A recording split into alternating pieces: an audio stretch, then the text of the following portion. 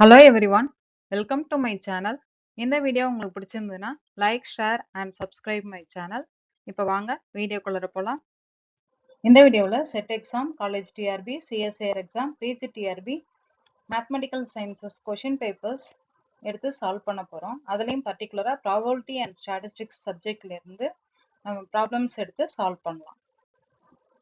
Question number 38, 37 questions வரைக்கும் previous வீடியோஸில் கொடுத்துருக்கேன்.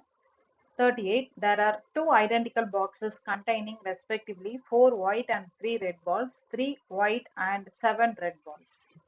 A box is chosen at random and a ball is drawn from it. If the drawn ball is white, then the probability that it is from the first box is option A 44 by 61, option B 42 by 61, option C 43 by 64, option D 40 by 61. இந்த question பார்த்தீங்கன்னா PGTRB exam 2019 பேட்ச்ல கேட்டிருக்காங்க. இந்த கொஷினோட idea என்னன்னு பார்த்தீங்கன்னா, ரெண்டு identical boxes எடுத்திருக்காங்க. ஒரு பாக்ஸில் வந்து 4 ஒயிட் அண்ட் 3 ரெட் பால்ஸ் இருக்கு. இன்னொரு பாக்ஸில் பார்த்தீங்கன்னா 3 ஒயிட் 7 ரெட் பால்ஸ் இருக்கு. இப்போ ஒரு பாக்ஸை அங்கே ரேண்டமாக சூஸ் பண்ணுறாங்க. அதுலேருந்து ஒரு பாலை சூஸ் பண்ணுறாங்க.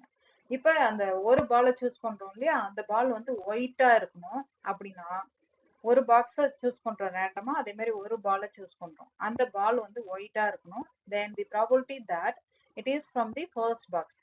அந்த பால் வந்து ஒயிட்டா இருக்கணும், அதே சமயம் அது ஃபர்ஸ்ட் பாக்ஸ்ல இருந்து வர்றதுக்கான ப்ராபபிலிட்டி என்னன்றது தான் நீ கேட்டிருக்காங்க. ஸோ ஒரு கண்டிஷனோட கேட்டிருக்கனால நம்ம இதுக்கு பேஸ் தியரம் ஐடியா தான் யூஸ் பண்ணி ஒர்க் அவுட் பண்ணணும். ஸோ இதோட ஆன்சர் நீங்க எத்தனை நேரம் போட்டு பார்த்துருந்தீங்க அப்படின்னா ஆன்சர் ஆப்ஷன் டி 40 by 61 தான் கரெக்ட் ஆன்சர். இந்த ஆன்சர் எப்படி வந்ததுன்றதை இப்போ பார்க்கலாம். இப்போ 38ல நம்ம என்னென்ன கொடுத்துருக்காங்க, ரெண்டு பாக்ஸ் கொடுத்துருக்காங்க. அதில் ஃபர்ஸ்ட் பாக்ஸில் பார்த்தீங்கன்னா நம்மளுக்கு 4 white balls and 3 red balls. அதே செகண்ட் பாக்ஸில் பார்த்தீங்கன்னாக்க 3 ஒயிட்டு அண்ட் 7 ரெட் பால்ஸ் இருக்கு. அதில் ஒரு பாக்ஸை சூஸ் பண்ணணும், அதுலேருந்து ஒரு பால் எடுக்கணும். அந்த பால் வந்து எப்படி இருக்கணும், ஒயிட்டாக இருக்கணும். இப்போ என்ன கொஷின் அப்படின்னாக்க probability that it is from the first box, அந்த ஒயிட் பாலும் ஃபர்ஸ்ட் பாக்ஸ்லேருந்து இருக்கிற மாதிரி இருக்கிறதுக்கான ப்ராபபிலிட்டி என்னன்னு கேட்பாங்க. ஸோ இதில் பார்த்தீங்கன்னா ஃபர்ஸ்ட் வந்து A1ன்றது event of selecting the first பாக்ஸை செலக்ட் பண்ணுறதுக்கான ஈவெண்ட்னு எடுத்துக்கிறேன். A2ன்றது செகண்ட் பாக்ஸை செலக்ட் பண்ணுறதுக்கான ஈவெண்ட்னு எடுத்துக்கிறோம். அப்போ அதோட ப்ராபபிலிட்டி என்ன வரும், மொத்தமே ரெண்டு பாக்ஸ். அப்போ ஃபர்ஸ்ட் பாக்ஸை செலக்ட் பண்ணுறதுக்கு 1/2 வரும். அதுமாதிரி செகண்ட் பாக்ஸை செலக்ட் பண்ணுறதுக்கு 1/2. இப்போ P of A1 P of A2 ரெண்டுமே நம்மளுக்கு ரெண்டு பாக்ஸ்ல ஒன்னு கிடைக்கிறதுக்கான சான்ஸ். ஸோ 1/2 கிடைச்சிடும். இப்போ அடுத்தது பீன்ற ஈவெண்ட் எப்படி எடுத்துக்கிறோம், அந்த கடைசியா எடுக்கிறோம் இல்லையா ஒயிட் பால், அதுக்கான ஈவெண்ட்னு எடுத்துக்கிறோம். இப்போ பீன்றது ஒயிட்டு, இது வந்து A1ன்றது ஃபர்ஸ்ட் பாக்ஸ்ல இருக்கிறதுக்கான சான்ஸ். அப்போ ஃபர்ஸ்ட் பாக்ஸ்ல டோட்டல் பால்ஸ் எத்தனை இருக்கும் நம்மளுக்கு, டோட்டல் பால்ஸ்னா எத்தனை இருக்கும், 4 ஒயிட்டு 4 ஒயிட் பால்ஸ் இருக்கு, 3 ரெட் பால்ஸ் இருக்கு. டோட்டலா நம்மளுக்கு ஃபர்ஸ்ட் பாக்ஸ்ல 7 பால்ஸ் இருக்கு. இப்போ 7 பால்ஸ், அதுல 4 வந்து ஒயிட்டா இருக்கணும். ஸோ 4/7 பீன்றது ஒயிட்டை சூஸ் பண்றது. ஸோ அடுத்தது அதே மாதிரி செகண்ட் பாக்ஸ்ல பாருங்க, செகண்ட் பாக்ஸ்ல ஒயிட் இருக்கிறதுக்கான சான்ஸ். செகண்ட் பாக்ஸ்ல டோட்டல் பால்ஸ்ன்னு பாத்தீங்கன்னா 3 + 7, 3 ஒயிட் 7 ரெட் பால்ஸ். அப்ப 10 பால்ஸ்ல 3 ஒயிட் பால்ஸ் கிடைக்கிறதுக்குன்னா 3/10 கிடைச்சிடும். இப்போ நம்ம கொஸ்டின்ல என்ன கேட்டிருக்காங்க, ப்ராபபிலிட்டி தட் அந்த ball white ball is chosen from the first boxன்றது தான் நம்ம கேட்டிருக்காங்க. ஸோ இதுக்கான ஃபார்முலா என்னன்னு பார்த்தீங்கன்னா P of A1/B is equal to P of B given A1 into P of A1 divided by P of B given A1 into P of A1 plus P of B given A2 into P of A2. இப்போ கீழே இருக்கிறது அத்தனையும் நம்ம தனியா கண்டுபிடிச்சு வச்சுக்கலாம். ஏன்னா simplification வரும்ன்றதுனால நம்ம வந்து அதை வந்து P of Bன்னு எழுதிக்கலாம். ஸோ இதை வந்து தனியா நான் வந்து கீழே P of Bன்னு எழுதிக்கிறேன்.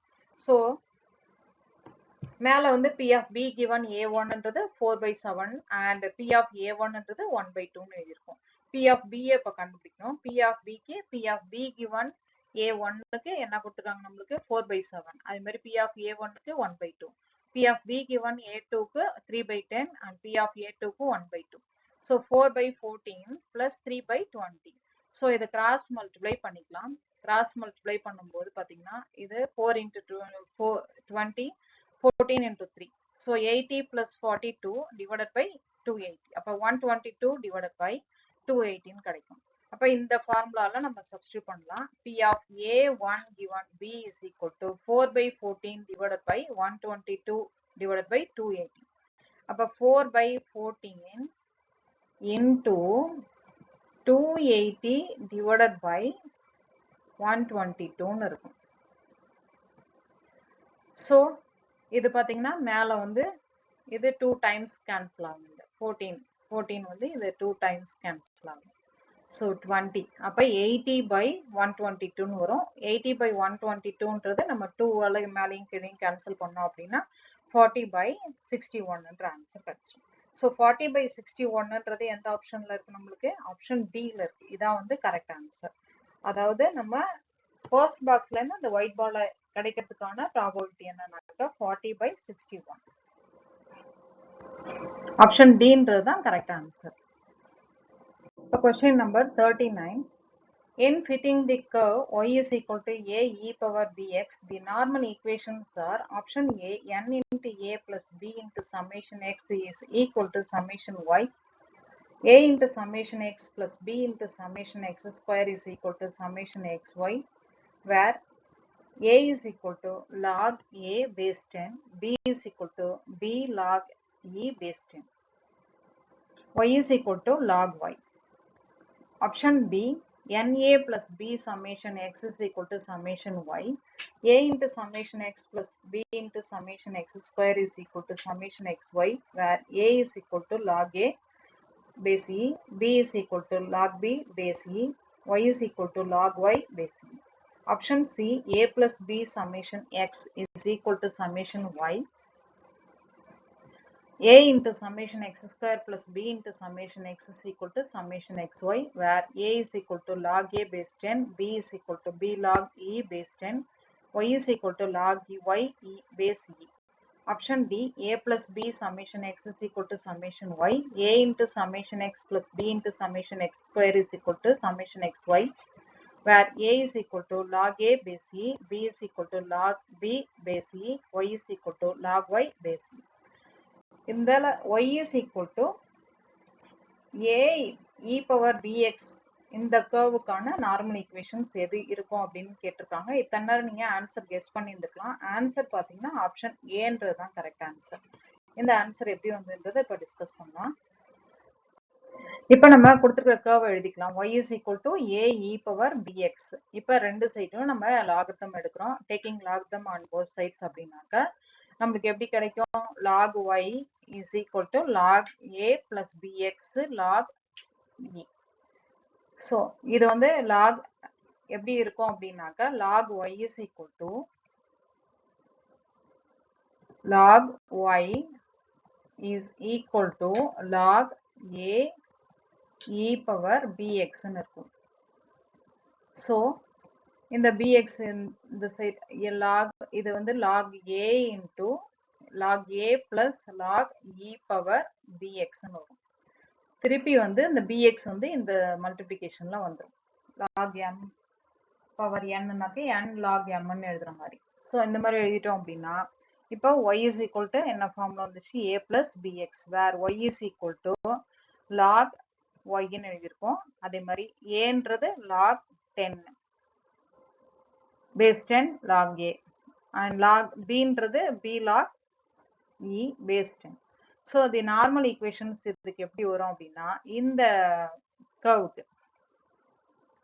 இதை எப்படி மாத்திட்டோம்? நம்ம கொடுத்துருக்கிறத y is equal to a plus bx ன்னு எடுத்துக்கிட்டோம். இப்போ வந்து இதுக்கு நம்ம நார்மல் ஈக்குவேஷன்ஸ் ரெண்டு சைடு சம்மேஷன் போட்டு எழுதும்போது summation y is equal to n into a plus b into summation x.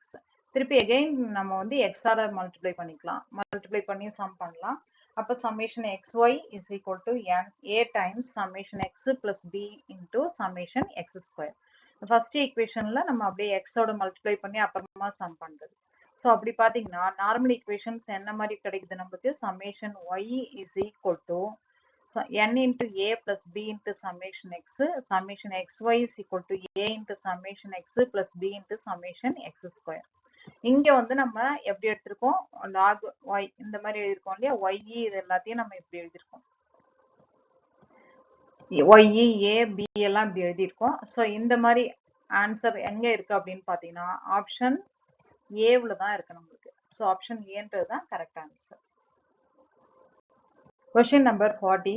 The standard error of sample median is option A 1.36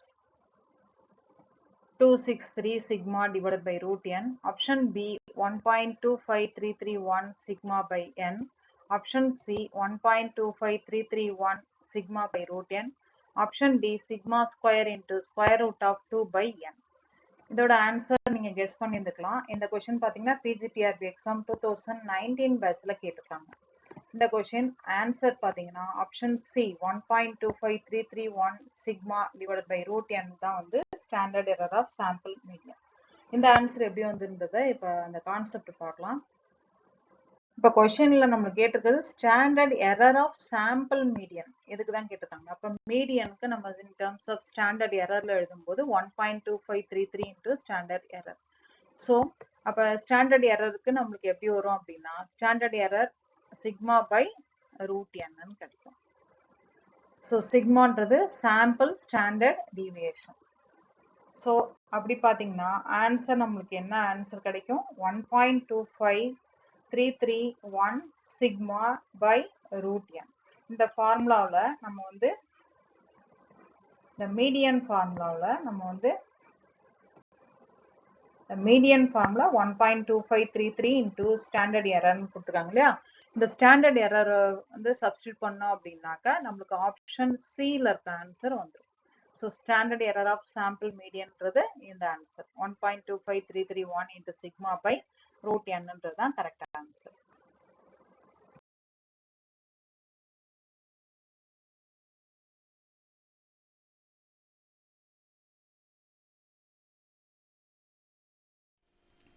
இந்த வீடியோ உங்களுக்கு பிடிச்சிருந்ததுன்னா like, share and subscribe my channel.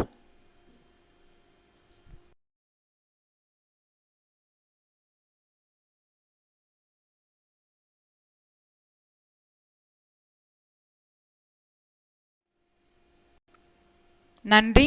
Thank you for வாட்சிங். நன்றி. Thank you for வாட்சிங்.